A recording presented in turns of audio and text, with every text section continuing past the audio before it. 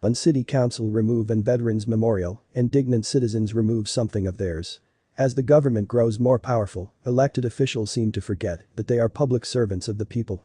Soon, their political agenda surfaces as they begin to legislate their own interests, oftentimes against the people's wishes. This is exactly what the city council of a small Iowa town started to do when it came to a religious veterans memorial. Unfortunately for the haughty council members, the voters were about to remind them who they work for. For the Knoxville City Council, the first item of business for the week was contemplating a memorial for fallen soldiers, which received one complaint from an offended atheist for its religious connotation. The display featured an armed soldier kneeling at a cross, which merely signified a headstone of a fallen comrade. Taking authority on the issue, the council decided to take a vote on the supposedly controversial memorial. Catering to the very vocal minority, the council voted 3-2 to remove the display, citing the excuse that it must come down if it possibly hurt someone's feelings. Just 24 hours later, the officials who voted to take down the memorial realized they had made a terrible mistake. According to Breitbart, the day after they chose to remove the Veterans Memorial, angry citizens rallied together and voted out the 3 council members who voted in favor of eliminating the display. After ignoring the warnings of the townspeople, April Verwers and Carolyn Formanek were voted out of office, neither of whom received more than 15% of the votes, while David Rooseboom chose to forego re-election, admitting that he knew he would be removed anyway.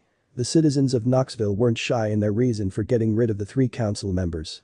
Incensed townsfolk directly pointed to the officials' decision to ban the display for its alleged offensive meaning. The council had confessed to removing the memorial based on the complaint of a single citizen.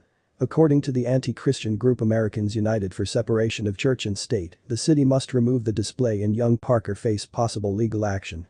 Sadly, the city succumbed to the individual's threat, refusing to risk a lengthy and costly court battle.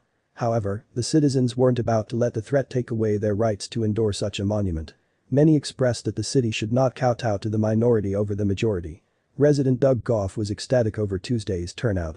In addition to voting out the defiant council members, the town gathered to erect 2,000 small white crosses, which were placed in yards, to defend the memorial and its support for U.S. veterans. Residents also gathered by the hundreds to show their defiance during a rally in favor of a permanent monument in the park. The citizens kept their vow to take action, showing the country how it should deal with elected officials who no longer represent the will of the people. Incredibly, they managed to unite for a common purpose. Of course, the residents also proved that they will not be overrun by the minority, no matter how vocal or aggressive they become. Surely the city's new council members have taken note of this and will legislate accordingly.